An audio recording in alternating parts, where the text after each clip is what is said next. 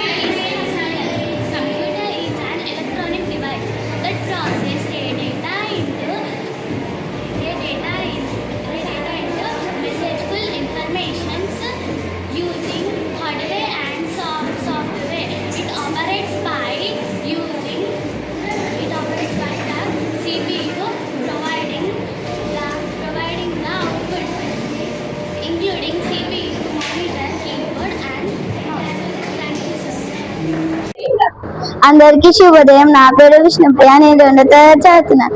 ఈ రోజు నా అంశం బతుకమ్మ. మన తెలంగాణ రాష్ట్ర పండుగ. ఆషాఢ శుద్ధ పానమేనండి. 9 రోజులు బతుకమ్మను చేస్తారు.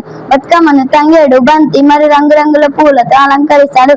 బతుకమ్మను 9 రోజులు 9 పేర్లతో పిలుస్తారు. అవి: మొదటి రోజు ఎంగిలి పూల బతుకమ్మ, 2వ రోజు అటుకుల బతుకమ్మ, 3వ రోజు ముద్దపప్పు బతుకమ్మ, 4వ రోజు నానబియ్యం బతుకమ్మ, 5వ రోజు ఆటల బతుకమ్మ, 6వ రోజు అల్గిన బతుకమ్మ, 7వ రోజు వేపకాయ బతుకమ్మ, 8వ రోజు వెన్న ముద్దల బతుకమ్మ, 9వ రోజు సద్దుల బతుకమ్మ. ఈ 9 రోజులు 9 రకాల నైవేద్యం చేసి సమర్పిస్తారు. ధన్యవాదాలు.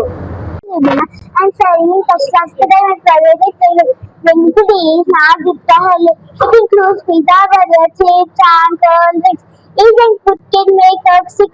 It is Ramavati and digestion. We should avoid them to stay healthy. Thank you.